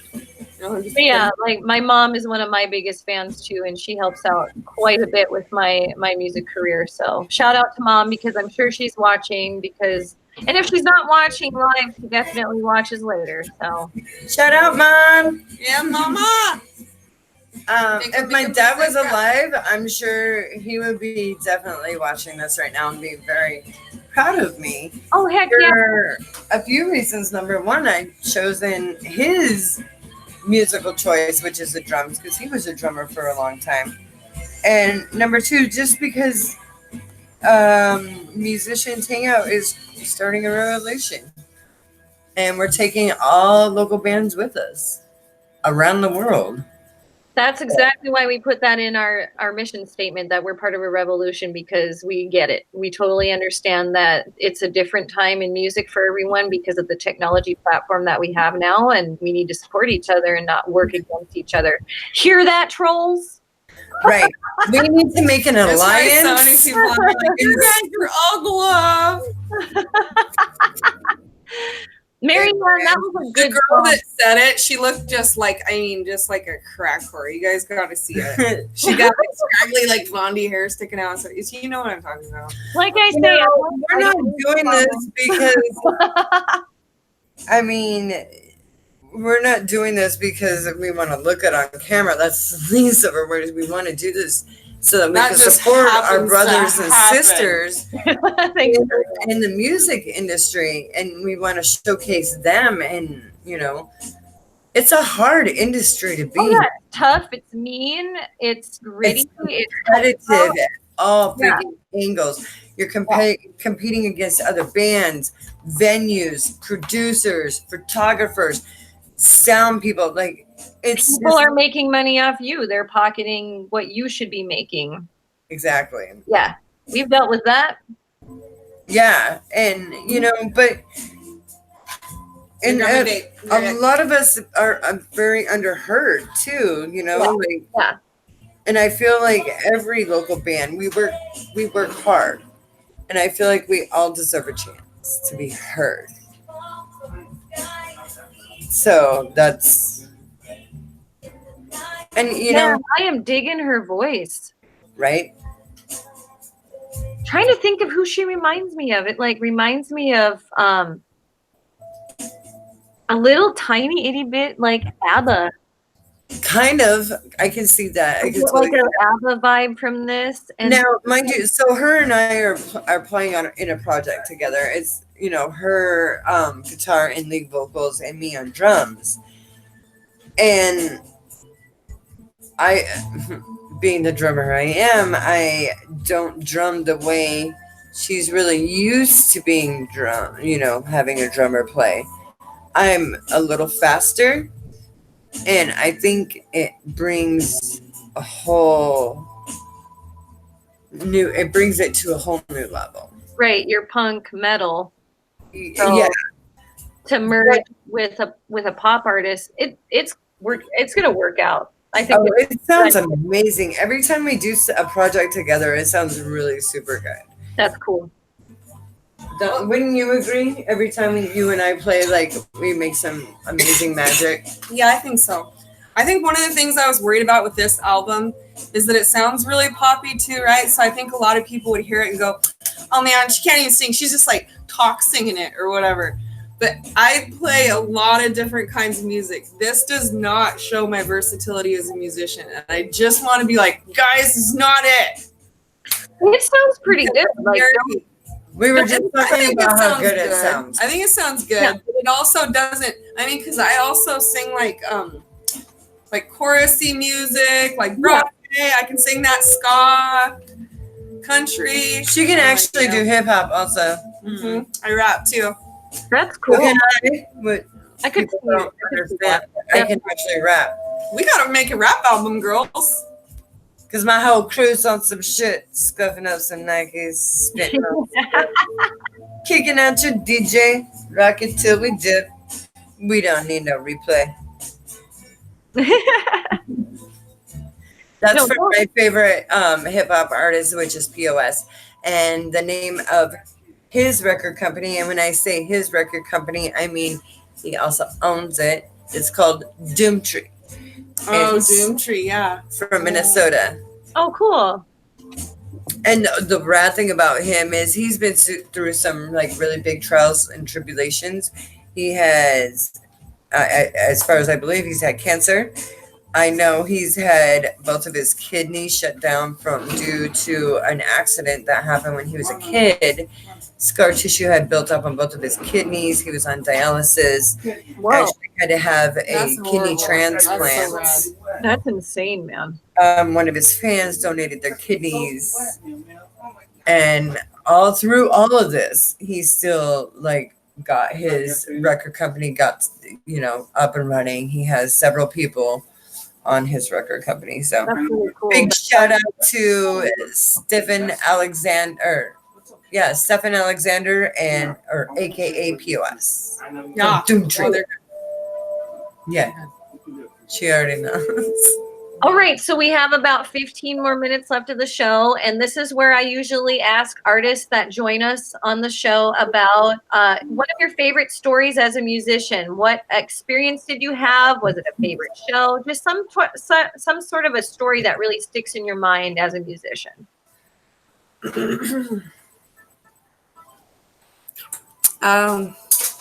Hey, why are you throwing fucking things at the coffee maker, man? Let me see. I think the most memorable experience that I had was one of the shows that I played at Piccadilly Circus, and I was expecting a couple people to show up, but there was a lot of people in my life who showed up that night, and it really overwhelmed me by the number of people that showed up and were like just wanting to show their love. And it was when I first started playing too. You know how that is too, because you got people that are like, been waiting. So it's not like you're playing every day, or you know what I mean. It's not like I'm like bragging or something, but it was just really overwhelming to see all those people show up and stuff. So I mean, geez, it was just like a whole bunch of people, and I started crying. Oh, One of the nights I remember. Okay, and then this other night, it was on my birthday. So I called Tony up and I go, oh my gosh, I need you to come play a show with me at Stewart's. Well, there was a shooting in Marysville, and that one of her family members was involved. So Tony heard about that. Yeah. I called Jeremy Steele Beans. Now, some guy, like some Rastafarian guy, told him that he should do as many drugs as he could, and he should try them all in extreme, not kill you, but get you pretty close. He was literally telling him that. Oh no. And he was taking that advice hardcore. So I call him up, not even knowing, not even suspecting. Can you come play a show for me tonight, man? He freaking pulls chicken strips out of the garbage can, puts them on top of his drum, starts playing it. He's like, it's a dinner show. And he was just ding dong, ding, ding, ding, and then chicken was like playing all over the place, dude. And I said, dude. Oh yeah, you said dude. I forgot, dude. So Drink. And drink. He's bing bong banging the chicken strips around there, and he's just totally being wild. Like, this is the freaking Jimmy Johnson show. And, Actual drumsticks. Yeah, me and Jessica, we started playing. It was our first song. We got stopped halfway through. It was my birthday, by the way, and I'd been trying to get the show for like a year. Whoa, you played on halfway your through our birthday. set, and they not halfway through our song. I'm sorry, not even our set, our song. And they say, "I'm sorry, you guys, you need to pack up your stuff. Whoa. It's time for you to go." This Oh, guy's what? freaking the hell out. You guys need to pack. Get one out of here. Bad first experience. Yeah, I was like crying. Shit, Well, for that place. sucks. Yeah. Oh, that's sad. You weren't like that. You know what though? That was. I mean, I look back on it and I can laugh now. I mean, Yeah, it's yeah, it was a really funny still story. the ping pong bang thing and everything. And I don't know. And he was. Ah. That reminds me of the first time I played drums for the first time on stage. Actually, the first time I played drums as a professional drummer, I was on LSD. no, I wasn't on LSD. I was on Chuck from Strawberry Rocket, his drum set. Oh my gosh, I love Chuck. Yeah. So his drum set, you think my drum set's big. His was insane. And Oh my gosh, he has everything. yeah, and he likes to play with his tom straight down. And Oh. that's not my attack. My attack is this way, Yeah, tilt. not down. Yeah, yeah. I was rim shotting. And that was when I very first started learning how to play drums. So I wasn't a very great drummer at that point. Anyways, I could hold a beat. I couldn't do any fills or anything. I could hit some crashes once in a while.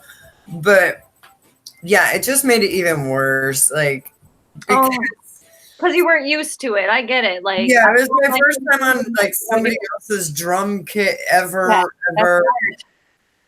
I have That's why since we pack learned how to do that. yeah, that's why everybody packs their drums, because it's a lot like, like if you borrow someone else's shoes, they just Right. don't quite fit right. Yeah. Right. Yeah. Like our show on Sunday, they offered a house kit and I was just like Oh man, that house kit be all tilting this, tilting that, adjusting this, adjusting that. I've seen the house kit at the Central. It's not bad. It's not good. Great. Yeah, I get it. It's not mine. Luckily, we have enough cargo space for your ginormous fucking kit. Yeah. It's huge. That shit's I don't insane. know how much longer that freaking 404 runner is going to keep going. I guess we gotta get a van next. Van, baby. Go fund me. Volkswagen. Perfect reason. Love my VW, man. Wink. She could do all kinds of shit in those things. I don't want to like jinx it, but man, she's running pretty good for us. Like. Oh, knock on wood, dude. Dude. Oh, dude, that's right. Yeah. Cheers, my babies. I'm gonna be wicked drunk tonight. Right on. I switched to Peps. Crap. Oh, right on. Smart. Work till like 10 or I'm water and wine. Not to like get too religious on you, but like Jesus. Ah, come on. So I'm literally the only one. Don't be like me, kids. Deliver, not a dyer. Don't do this at home. Yeah. Let me show you something. Yes, this is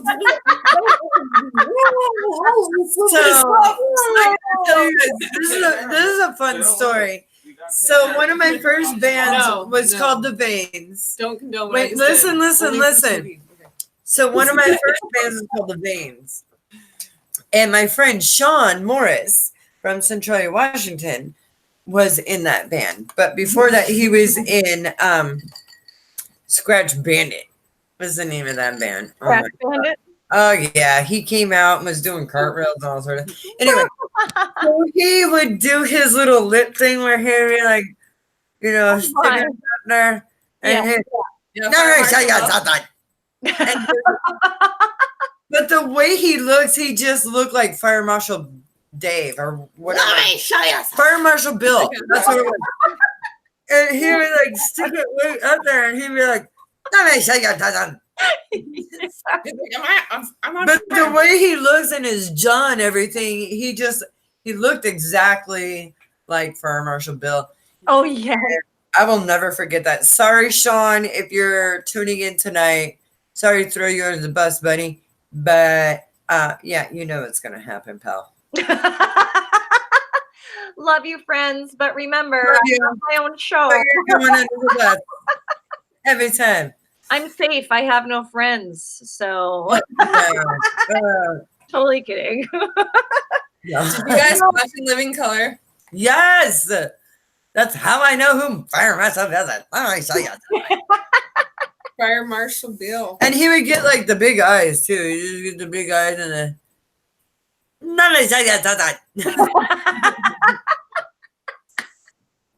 I think we said dude too many times tonight. We'd be dead. We gotta slow it down, dudes. Man, I'm glad I'm sipping wine and not drinking Jaeger tonight with you guys. Shoot.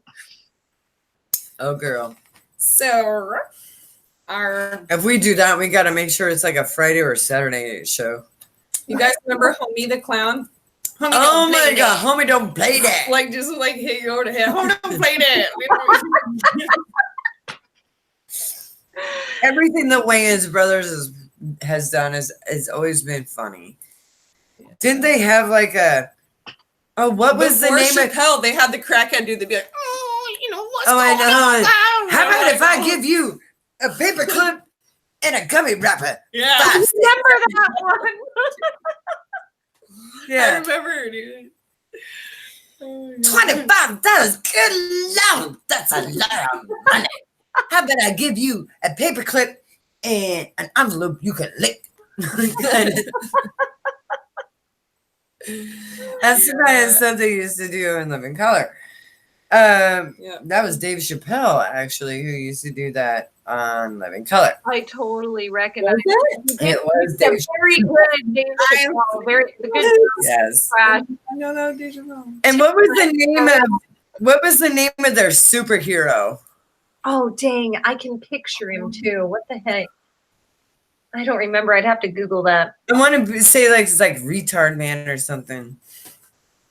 Really? That's terrible. It's kind of like, well, it's the Wayans Brothers. Mad TV, they all went in on that kind of stuff, dude. They were doing stuff. They like really that. pushed the envelope. Yeah, yeah. Like you thought SNL was bad.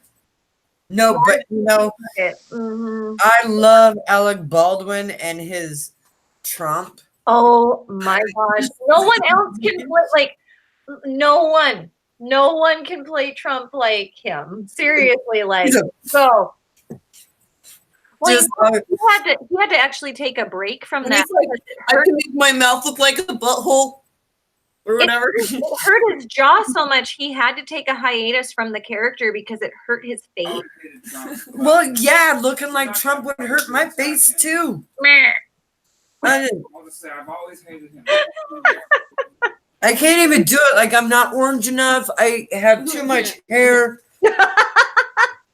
You don't have the right parts, my dear. I'll try Yeah. to- And I definitely don't look like a supermodel wife, you know, posing with like a suitcase of jewels, guns, and boobies hanging out. Oh my. Maybe I should get one of those, but yeah.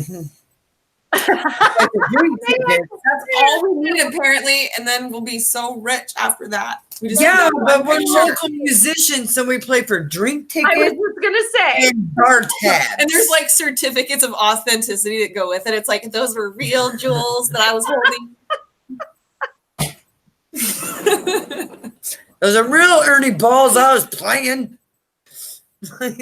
Well, Marianne, we only have a couple more minutes left, and I just wanted to thank you for coming on to our show and being a blast because you're really, really fun to hang out with. Yes, Oh, you guys too. it's so good to see you I guys. forgot we were on air. Oh God. And that's what makes a best show. Exactly. Those come from like when you don't know you're on air and you're just like, oh my God, we're just sitting here having a chit chat. Well, and we want our guests to feel that comfortable. We want you to be comfortable with us, and we want you to be comfortable talking about yourself and your music. And I wish you very well in all of your adventures with music and anything that you have that's going to be a milestone in the future within your music career. I wish you well. Most definitely. We're gonna have fun. That's the goals we're going for right now. And I'm pretty excited to see, you know, what she brings to Fatal Butterfly. Not gonna lie, me too. I'm so excited. I love Fatal Butterfly, and I can't wait to be with them. Oh, girl, you should hear what she's doing already. I wish she was playing this Sunday, but she doesn't feel comfortable enough, and which is understandable. We've only been You gotta be ready. Oh, Yep, totally get it. can I say one more thing about Fatal Butterfly? I just remembered. Yes. Okay, so I was talking about song covers we can do, and it just for some reason thought of Giselle Cake. So you know that Sublime songs, you know, summertime and Yes. easy, right? Like Tony Singer or something. And then Giselle comes in and goes, "Evil! I come to tell you she's evil." That is Viva. oh my gosh. Oh. I love Giselle. I love her. That would be really It'd be fun awesome. to do. Fucking Yes. dude. Wait, You guys are gonna have a lot of fun in that band. I think it'd be freaking funny if we literally just left that part for her, dude. no, but who's gonna sing the rest of the song? You can sing it.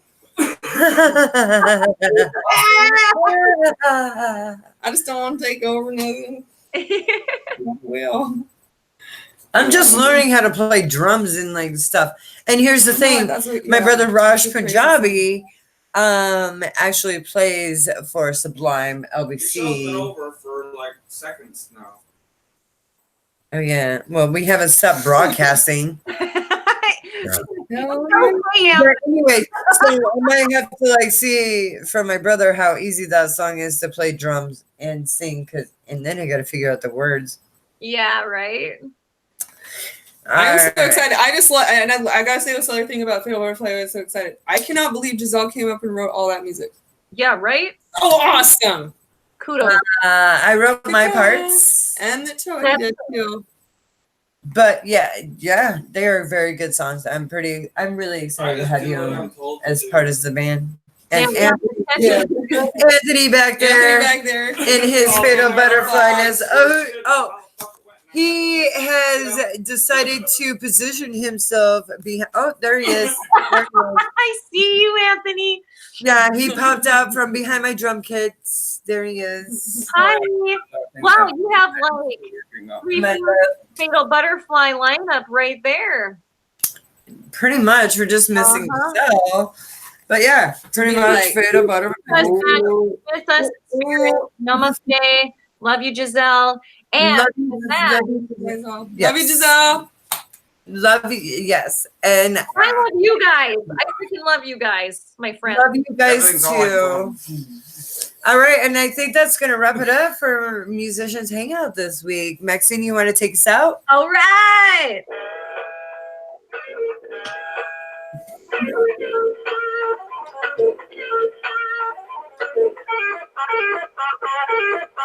Good night, everybody. We love you. Love you. Oh my god.